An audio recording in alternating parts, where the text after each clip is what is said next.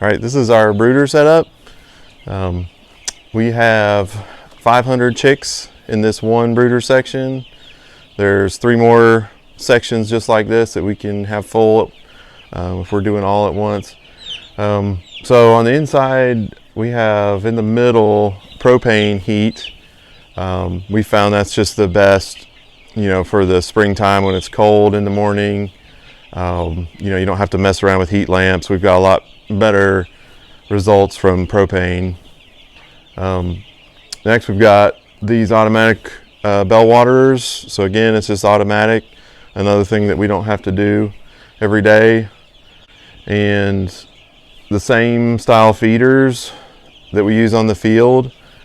And when I first start them, I start them out on just trays of feed, just like a metal tray or a plastic tray, so that there's feed really easily.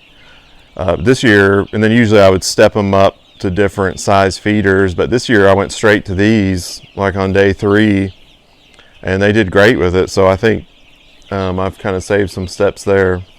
So for our bedding, we use peat moss. So it's all peat moss, and just kind of every once in a while I'll go through there and kind of mix it up. But it really keeps down on the manure and keeps everything dry. Even if I have a water leak or a spill, it's still no problem with the peat moss. And then, so as far as the whole design, the biggest thing we found is ventilation. So even when they're small, you want to close them in and keep them really warm. But what we found is that the more you close them in, there could be spots of the bedding that gets wet. And also they just need that air exchange. So we have open doors on the front, and we have a door in the back we can open, and you can see light coming through between the boards. We don't even try to close that up. That's fine. It's more airflow. The only problem with airflow is when they're really small, and if it's cold outside, that could be a problem.